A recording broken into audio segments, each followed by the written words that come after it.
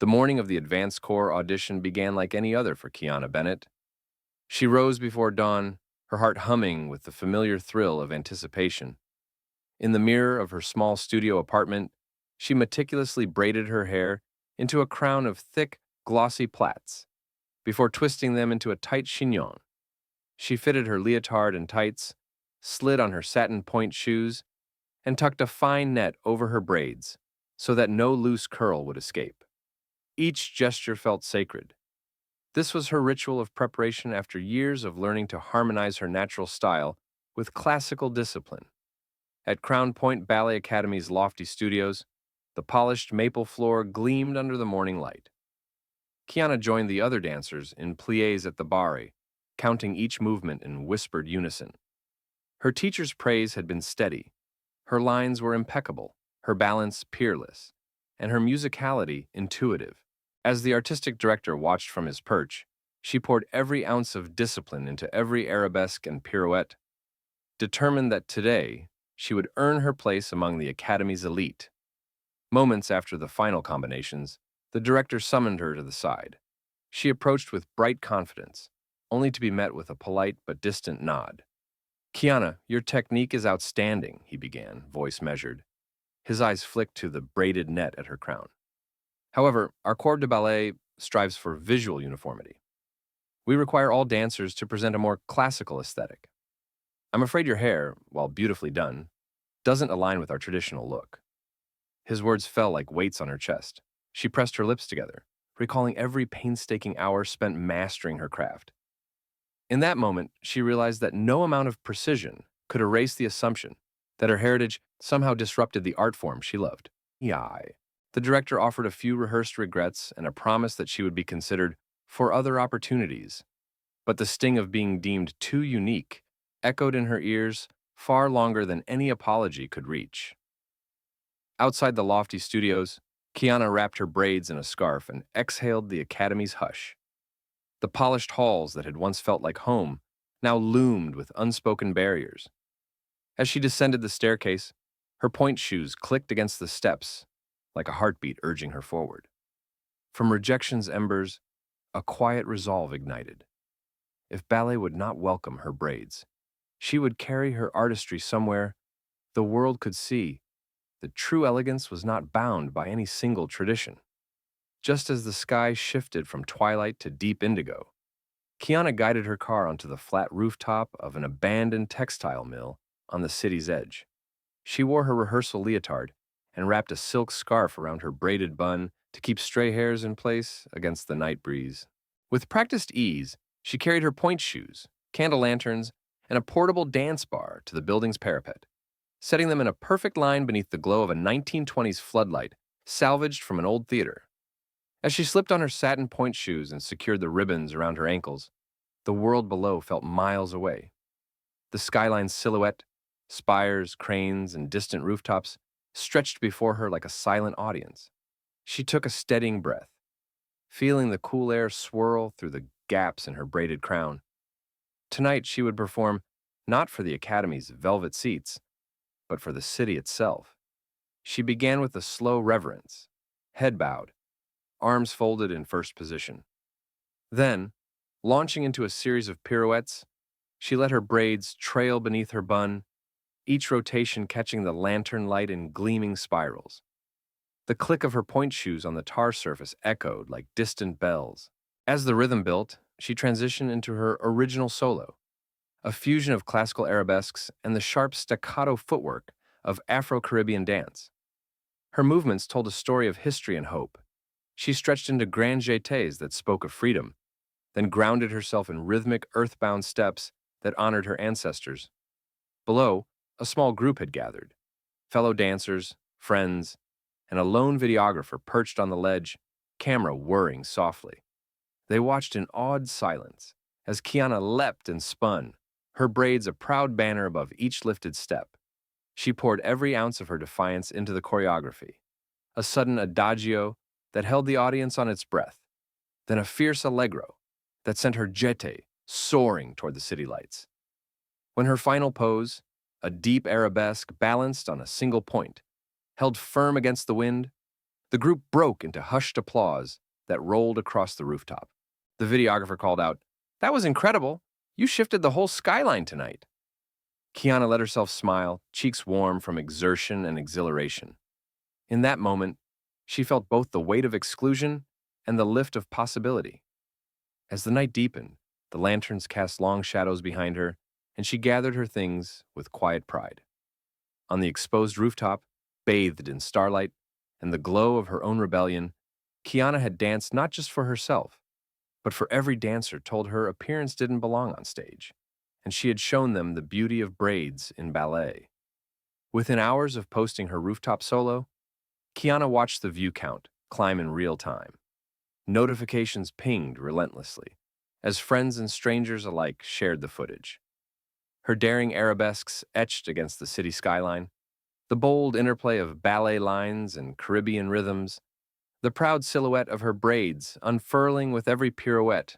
By morning, the video had racked up tens of thousands of views, tagged with number Braids in Ballet and number Kiana Unchained, and dance influencers across Instagram and TikTok were reposting her performance with captions like, "This is the evolution of classical dance," and, finally, "Representation that moves us."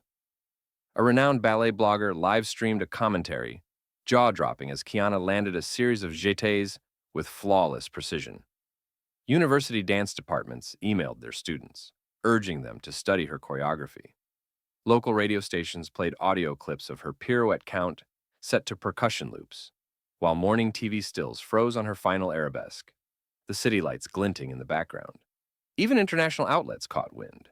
A Parisian dance magazine declared her the next great innovator of cross-culture ballet, and a Japanese television crew reached out for rights to broadcast her rooftop performance on their arts segment.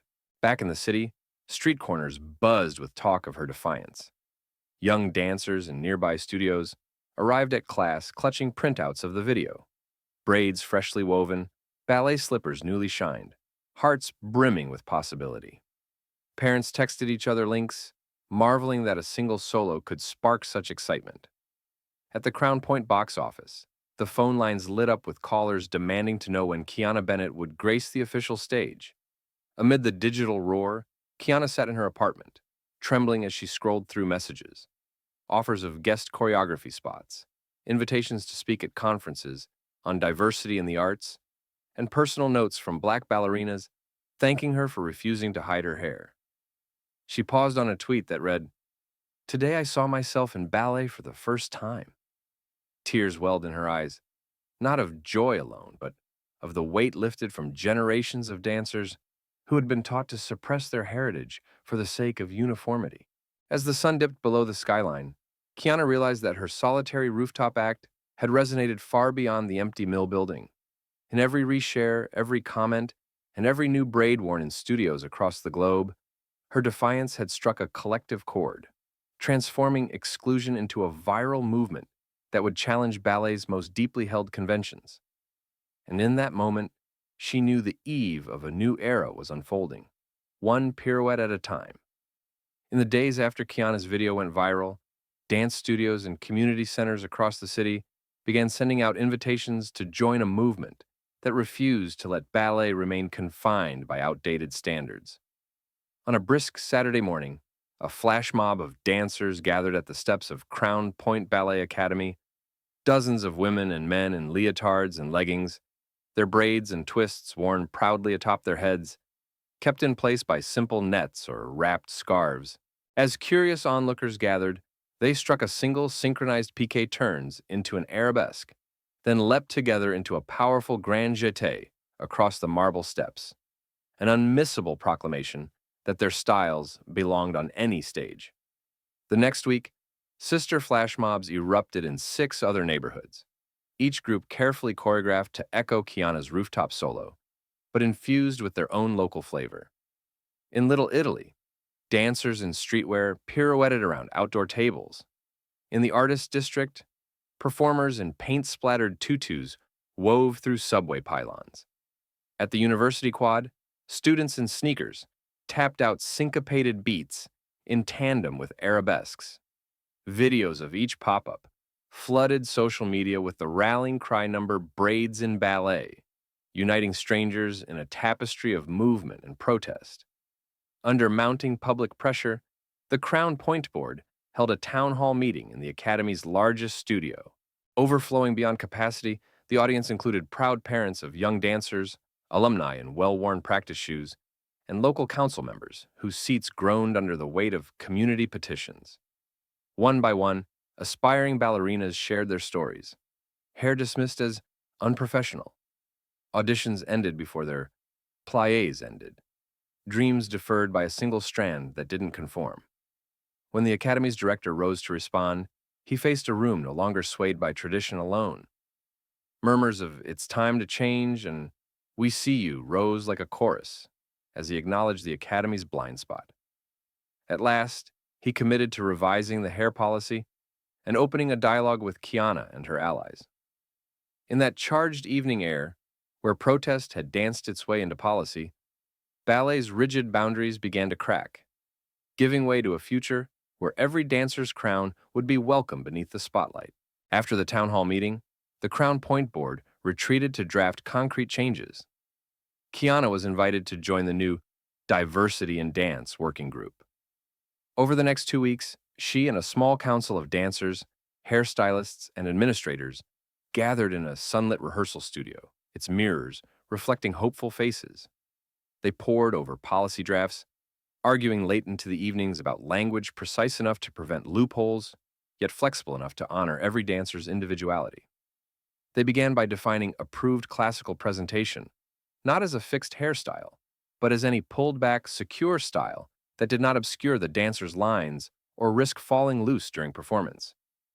The word braids was written into the clause alongside twists, afros, and natural curls, ensuring explicit acceptance. A section on audition procedures guaranteed that hair checks would never influence casting decisions, and a stipulation created an annual review, driven by student feedback, to keep the policy responsive to evolving needs.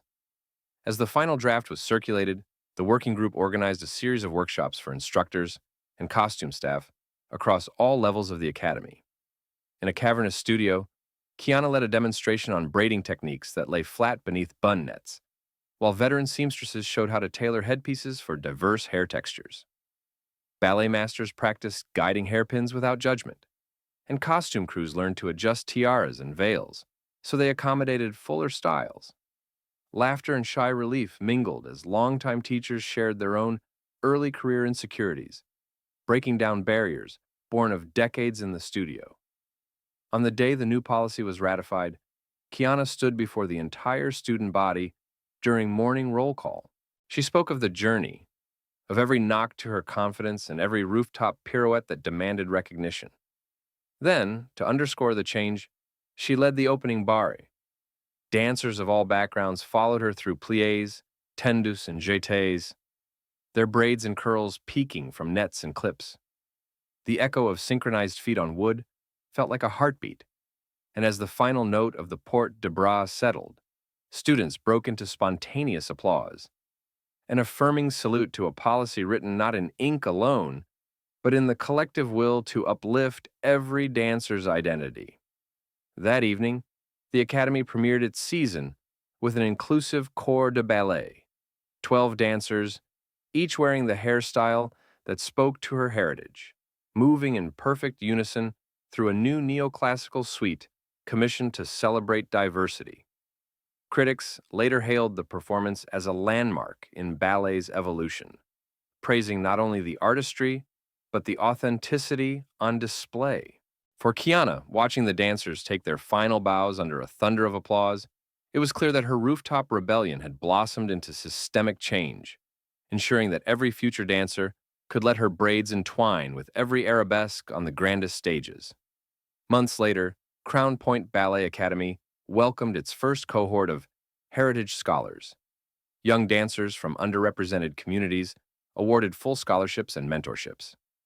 On a crisp spring morning, Kiana escorted the scholars through the Academy's vaulted entry hall, sunlight streaming through stained glass windows onto polished balustrades. Each scholar wore her natural hair, braids, twists, afros, confidently styled in buns or ponytails, their reflections gleaming in the mirrored walls as though announcing a new generation's arrival. Kiana led them into the studio where she first protested. Now transformed by fresh paint and fresh hope, she guided them through a warm-up, demonstrating how each hair texture could be secured for both comfort and elegance. Soft netting here, discreet pins there, so that artistry would never have to sacrifice identity. The scholars watched, enraptured, as she moved through adagio phrases with gentle authority, her braids trailing behind her as reminders that tradition and individuality could dance hand in hand. That evening, the Academy hosted a citywide open rehearsal, attended by community members, local dignitaries, and excited family members. The stage was set for a new work by an acclaimed choreographer, whose commission, Roots Ascending, celebrated cultural heritage through movement. As the corps assembled, 12 dancers of diverse backgrounds with every hair texture visible beneath their headpieces, Kiana slipped into her role as co-rehearsal director, calling corrections with warmth and precision. When the music began, the theater lights dipped to reveal dancers weaving through the stage in interlaced patterns, tumbling tendus that rose into spirals, jetés that traced arcs of shared history. The heritage scholars took the center, their braids and coils catching the light as they spun, each strand a testament to the policy changes Kiana had helped enact. The older company members, polished veterans whose initial resistance had given way to embrace, mirrored the scholars' steps with respectful synchronicity. As the final tableau froze, arms extended skyward, faces lifted in unison, the audience sprang to its feet, applause thunderous enough to rattle chandeliers. Families wept, scholars beamed, and Kiana allowed herself a moment of quiet triumph. She had not only claimed her braids on stage, but had cultivated a space where hair, heritage, and high art existed together in harmony. And when the curtain fell, the Academy's corridors buzzed with the promise that ballet's future would be written in the language of true inclusion. One plie, one pirouette, and one celebrated braid at a time.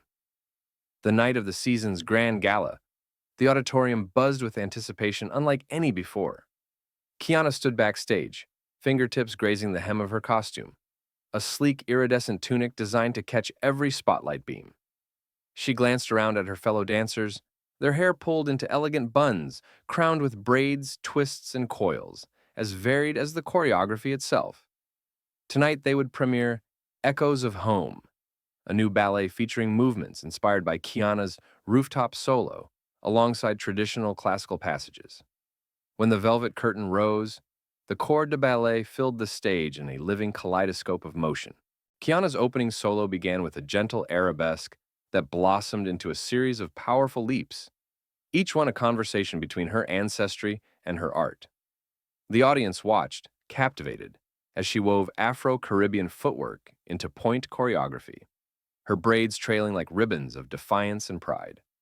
Surrounding her, the other dancers, once cautious about breaking with uniform tradition, now moved boldly, their natural hairstyles unhidden and celebrated. Midway through the performance, a soaring ensemble sequence brought the entire company together in a unison jeté that seemed to lift the theater itself. The final tableau froze with Kiana center stage, arms outstretched as if embracing every dancer, every policy change, every future artist who had once been told they did not belong. Then the music swelled, and they released into a joyous coda, spins, leaps, and rhythmic stomps that echoed not only the ballet's score, but the heartbeat of a community transformed. When the final note faded, the auditorium erupted into sustained applause that shook the chandeliers. Bravos thundered, hoots and whistles broke through, and tears glistened under the footlights. The director appeared at Kiana's side, offering his arm in respectful salute. In that moment, any lingering memory of the old restrictions, the whispered doubts, the dismissed auditions, fell away in the flood of celebration. Backstage, Kiana breathed in the joyous chaos. Dancers hugging, stagehands cheering, parents wiping tears away.